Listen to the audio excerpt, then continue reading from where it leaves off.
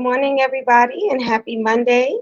Welcome to another week of opportunities. Welcome to another week of, productivity, just all that good stuff. This is a great, great week for that. Um, we're closing in for the month of April, and I am just back to present to you some additional content, nonprofit content, to be specific for those who are aspiring nonprofit founders as well as existing nonprofit founders who are finding themselves possibly at a crossroad and wanting to ensure that their nonprofit organization continues to run and fulfill its mission. So for those of you that are kind of new to me, may not have ever seen my page and just kind of tuned in because you saw it was relatable to nonprofit. My name is Asia Nasir, and I am the founder of my consulting firm, Utopian Enterprise Business Solutions, which has a niche and a specific consulting to nonprofit organizations where we truly, help those to, fulfill their missions in real time. I'm also an author of my newly released book, Nonprofit Doesn't Mean No Profit, which you can find on Amazon. So as you know, each and every week, for those that are new, that are not new to my page, that tune in every single week, we are here another Monday, just to drop a few gems, just to have you have some food for thought, and to help you to be able to be productive and be strategic about the things that you're doing and being intentional about how you're running your nonprofit organization. So this week, I wanted to talk about something that um, is just relevant to anyone who's running a business and just life in general. And that's mastering the unknown. Running a business, which is one of the fears of why people are afraid to become entrepreneurs and to, make that plunge or to, step out on faith, is because it is the unknown. So how do we master the unknown as much as possible as it relates to running a nonprofit and crafting a strategy for times that may not be favorable. That's the best word for it. Favorable. So that's what we're going to be talking about. How do you master the unknown, and how do you stay ready so you don't have to get ready, right? That's the saying. So as always, I share 5 strategies that will be able to help you to be able to do that. So if you don't have a pen and paper, get one so that way we can get started. And if you have any questions, I'm tuned in here on YouTube, LinkedIn, and Facebook, as well as Twitter. So if you have any questions while I'm actually presenting, please feel free to, leave a comment on here or ask your question so that way I can address it in real time as well. So let's get right into the 5 strategies in order for you to be able to master and create a strategy for changing times, for turbulent times, or times that are just not favorable, which happens. There are seasons in running any type of business, and nonprofit is no different. So strategy number 1 is embrace flexibility. One of the things that is very difficult just as humans for us to be able to do is to accept change, especially when change is not positive. It's very, very difficult to embrace change where we get comfortable, we get in our routine, we like things the way we like it, and sometimes change is going to happen. That's just life. That's the one thing that is consistent and constant is change. So when running a business, you have to embrace the fact that times are going to change, things are going to change, trends are going to change, marketing strategies are going to change, and how do you continue to stay with the times? First and foremost, you have to embrace that change is going to come.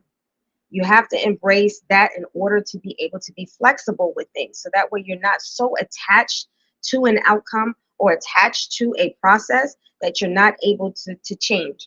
I often say this, and I even wrote this in my book, Nonprofit Doesn't Mean No Profit, is take a look at the old company Blockbuster. Blockbuster was amazing. That was, movie night. Everyone went, if you had a date and you wanted to just stay at home, that was the place to go. Going to Blockbuster was a place where you can go rent movies, and have a movie day marathon, or just have a movie night with the family or whoever, your significant other. And it was great. And it had a great run until it didn't. When streaming came in, like Hulu and Netflix and things like that, these were changing times, and it was not positive times. It was a turbulent time for Blockbuster because there was a trend, there was a change that was happening, and they had to move along with the times. And because they were not flexible and they did not embrace flexibility, adaptability, what ended up happening is they went out of business. They went out of business because they did not adapt to change. How can we take our model and be able to run with what is happening, what is going on now, the trend that is happening? How can we make changes and adjustments to what we're doing in order to stay relevant, in order to be the go-to when it comes to movies? They didn't do that. And so it's the same for you if you're running a nonprofit organization. There are different ways now. There was a time before where, you could do, cookies, lemonade stands, and things like that. And those type of fundraisers really worked. However, due to technology, Giving Tuesdays and different things, that has changed. The way you actually attract and sustain and nurture donors is completely different than what it was years ago when raising money for a cause. So if you're not adaptable to or flexible in your approach to running a nonprofit, you're going to do your cause a disservice. And we all know this. Anyone who has been in business for the past five to 6 years, we know with the change in COVID, we had to pivot. Every business, for profit and nonprofit, you had to pivot in how you were doing things in order to stay sustainable, in order to continue to be relevant. Speaking for my nonprofit organization, Jessica Cares, we was a face-to-face organization. All of our workshops was face-to-face. All of our workshops was we met somewhere, we were engaging, it was that hands-on touch.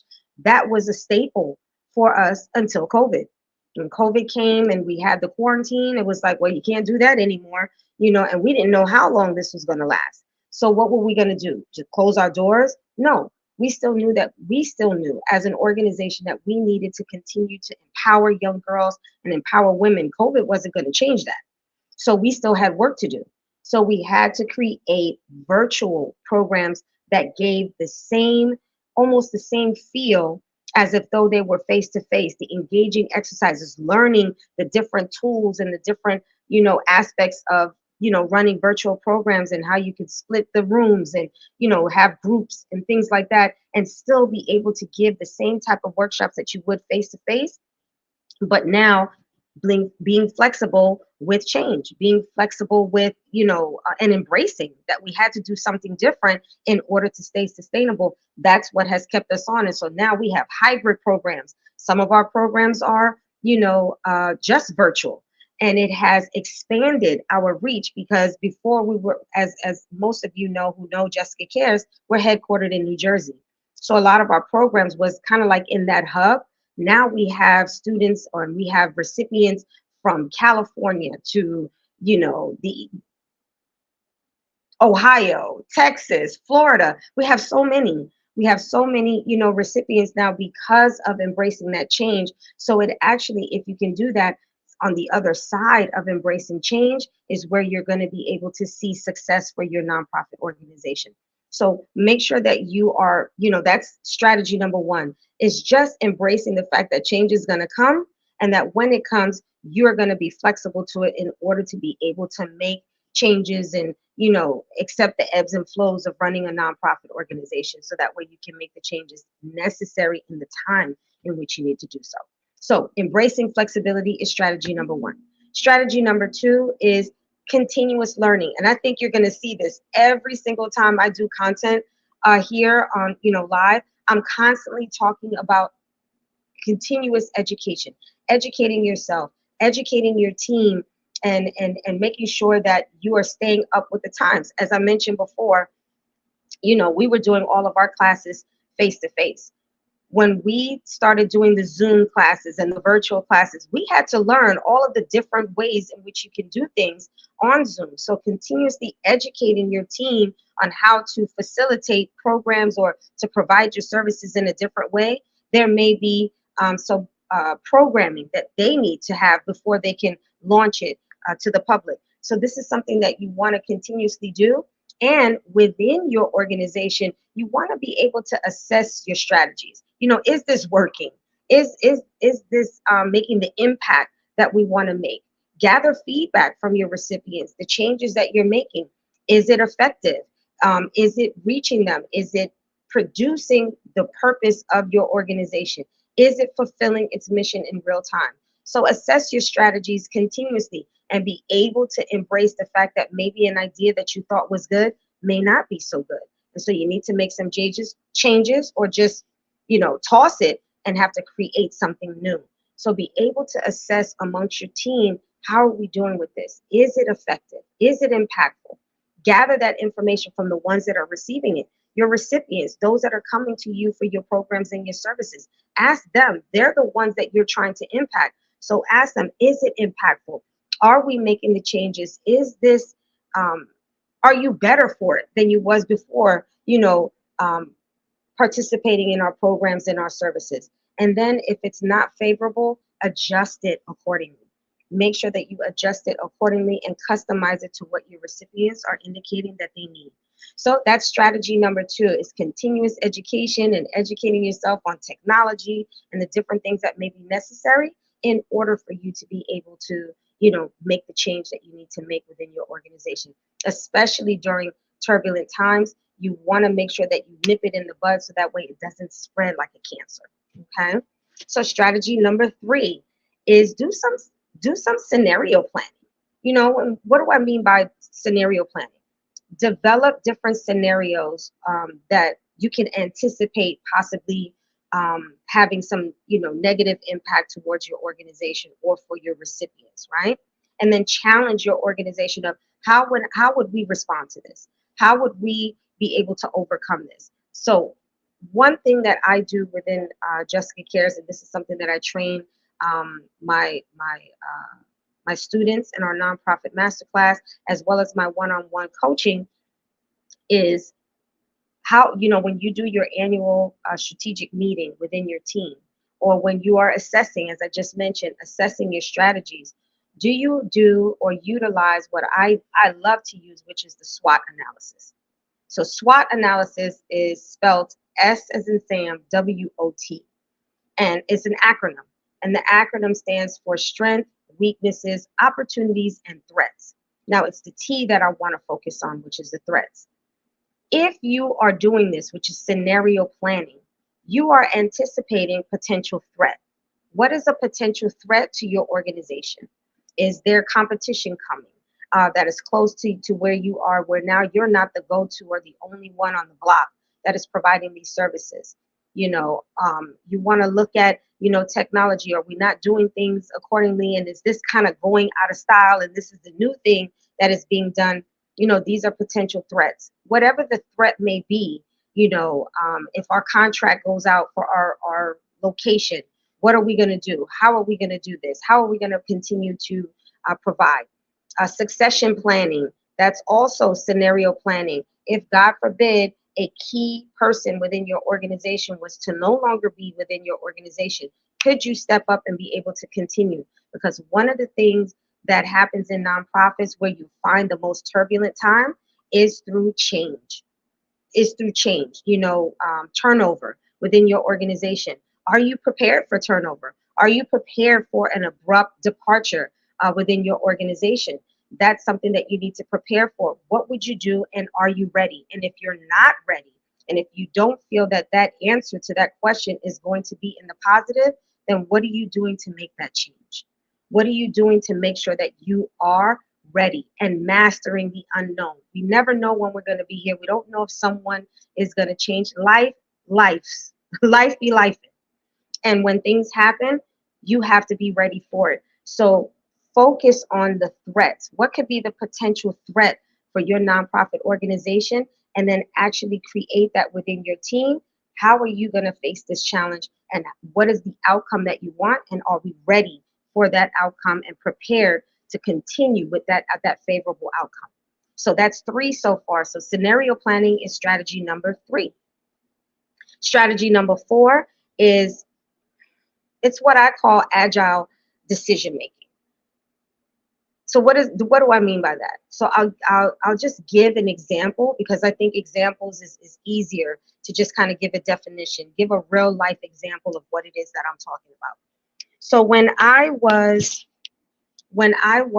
a branch manager, prior to my nonprofit world, I used to work in the financial industry in a bank, and in this bank, I was able to develop business and develop my team and to help them to be able to do exactly what I said. If I step out of the room, can they continue to run the branch the way it needs to be run? So this is where agile decision making comes in, and this is what you need to focus on within your organization. Are you empowering your team to be able to make decisions on the fly, where they have to make quick but informed decisions? Are they prepared to do that? Have you empowered them that they have the confidence to be able to do that?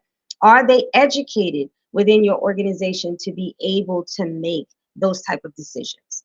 Right? So when I was working at the bank, because I was in business development, I wasn't in the branch a lot. I had to be out developing and nurturing relationships for them to come to me as a customer.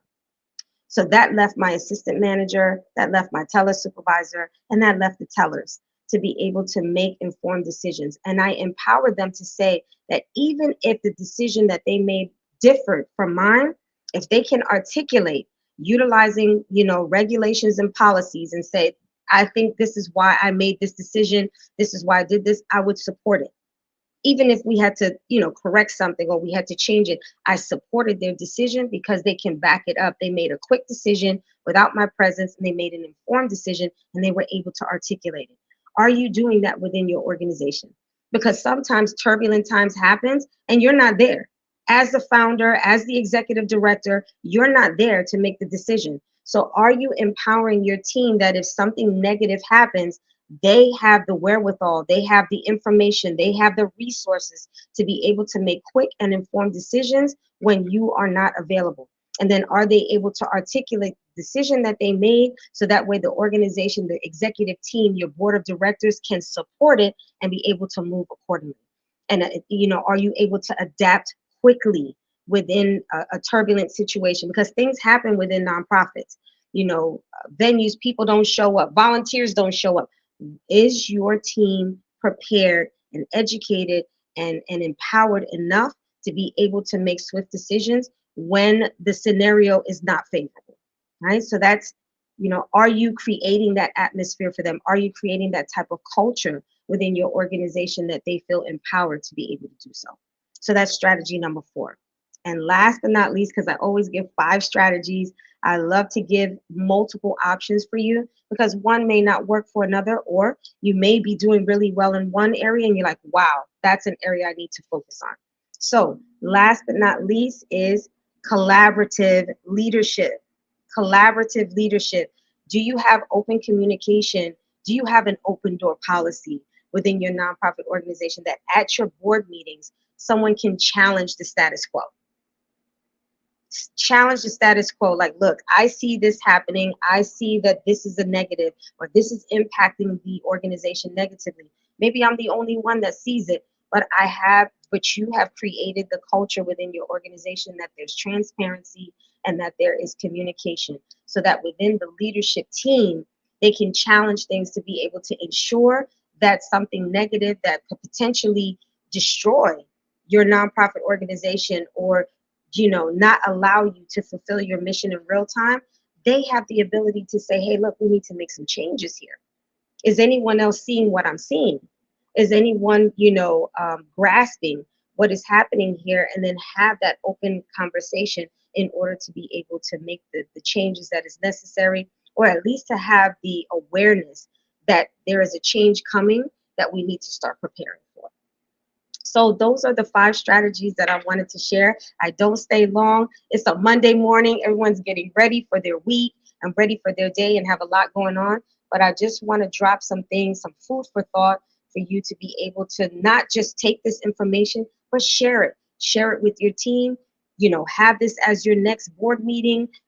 Address some of these issues and just, make sure that your team is on the same page. And if there's things that you need to make adjustments for in order to prepare yourself for turbulent times or changing times, have that conversation with them. Create that and put that on your calendar. Have your team mark their calendar, put it on the itinerary for your next board meeting to be able to have that SWOT analysis and prepare yourself for the changes that are necessary. So just to recap really quick, Embrace flexibility. That's the first thing. Being aware that change is going to come, so you're ready for it. You have the mindset that when it does come, it's not a shock. It doesn't have that shock effect. It's like, okay, here we go. Let's roll up our sleeves. Number two is continuous learning. Educate your team, educate yourself with different things and different strategies. Challenge those strategies and adjust accordingly. Number three, scenario planning, the SWOT analysis. Prepare for potential threats. So that way, as I mentioned before, if you stay ready, you ain't got to get ready. Number four is decision making, making sure that it's flexible, that if you're not there, you have empowered your team to be able to have the information that they need in order to make decisions when something happens on the fly. And last but not least is collaborative leadership, making sure that you're getting everyone's perspective in order to be able to be above the curve and make sure that you're approaching things more from a proactive perspective versus a reactive perspective. So that is what I wanted to share with you today. I hope that it was beneficial for you. I hope you can take one of these strategies and make some necessary changes within your organization so that way you can fulfill your missions in real time and make the impact that you are striving to do within your community. So with that being said, be impactful today, whether it be on a professional level or on a personal level, small or big. Be intentional about being impactful with whoever it is that you come into contact with. And I'll see you all next week for another 15, 20 minutes of just conversation of how you can empower and do things more from a strategic and an intentional way for your nonprofit organization. Thank you for tuning in. And if you know someone who can benefit, who was not on here, did not listen to it, make sure you tag, share, because caring is sharing. All right, everyone. See you all next week for another episode. Talk to you soon.